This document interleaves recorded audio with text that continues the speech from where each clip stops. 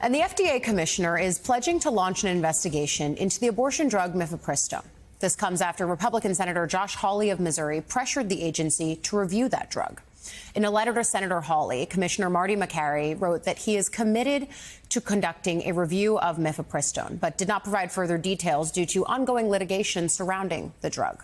HHS Secretary Robert F. Kennedy Jr. has also pushed for a review of the pill in recent weeks. The FDA first approved mifepristone 25 years ago, and more than 100 scientific studies have found it to be safe and effective for ending a pregnancy. Joining us now, President of Reproductive Freedom for All, Minnie Tamaraju. So, Minnie, let's start right there. I mean, this is an issue that Trump himself was purposefully wishy-washy on during the 2024 election, but now we're watching the administration take multiple actions in this vein. Let's start on MIF. What should people know about this drug and why it's being reviewed right now?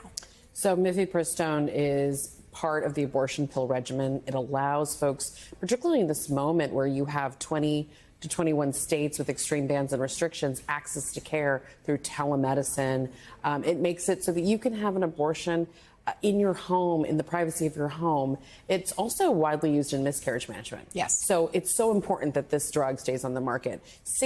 Over 60% of all abortions in this country are now done by mifepristone. Yep. So it's honestly going after mifepristone in many ways is a backdoor abortion ban because it would impact abortion access in states with access to care, mostly blue states and purple states, where folks have gone to the ballot and said, I want to protect abortion access in my state.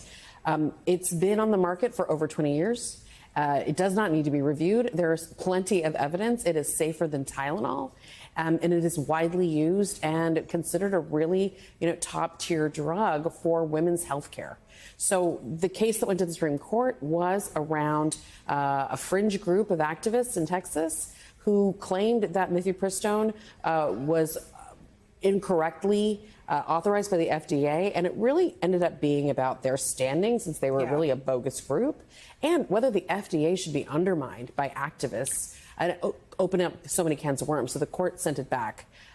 Did not rule on it. And this is important. I think that's actually a tension point throughout everything we talk about on reproductive health care. I mean, you and I were talking in the break, a story that I did on the first anniversary of Dobbs. A provider in Texas told me, I went to medical school. I know how to help people. Yeah. And yet these laws are making me question that if I do, am I going to get sued? Am I going to be open to liability? Where does that leave me?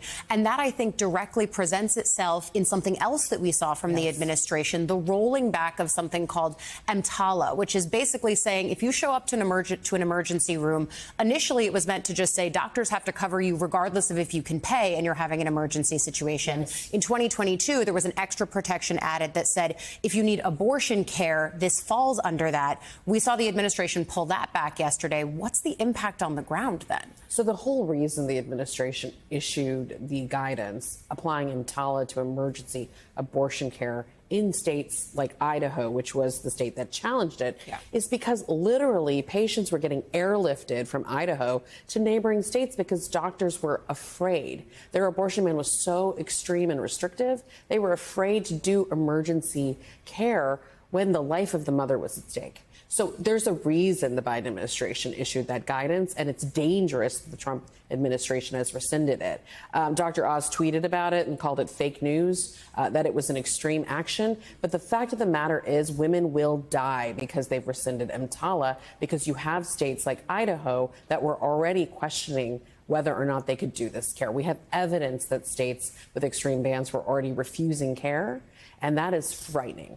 And we're also seeing then people have to find other options. You have this patchwork of rules where if you laid out the map where the restrictions are and then the states that have longer rules around when you cannot access abortion care, you end up with this patchwork of rules across the country. And so women who happen to be in a certain state could have very few options and they might have to travel to others.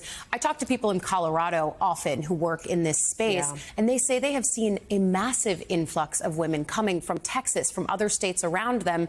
Talk a little bit about what the challenges are to that, because there's tons of travel and logistics restrictions for people who are just trying to access health care. So this is actually why mifepristone is so important in this moment where a patient may have to travel from like a Texas to a New Mexico, being able to cross the border, get access to care, having the telehealth, being able to have the follow-up, this is so critical. So the question I have is, why do legislators and why does the Attorney General of Texas and Louisiana, why are they going after providers in blue states like New York, which is a case that's happening right now, to punish patients and providers who are crossing lines to have access to the care? It's not enough. They want to hold these women hostage in their states. And that is really, really disturbing. That's why so many states like New York have shield laws. These are laws to protect providers from providing care to patients out of state who are coming. And you've got governors like Kathy Hochul who are really making a stand and saying we will protect women and patients coming from all over the country. But we're in effect a segregated country now, states with bans and states with access to care. And we have to fight to protect patients from being able to travel and providers from being protected when they provide that care. Yeah, the travel piece is something that abortion funds do a lot of work around. But you're right, Governor Kathy Hochul, Congressman Pat Ryan, who's this is a constituent in his district, the provider that's being gone after in Texas. This is the next wave of that battle. And I think it's really important for us to highlight this for folks who there's so much going on. It's hard to pay attention, but the stuff's really important. Mini Timoraju, always appreciate you. Thank you. Still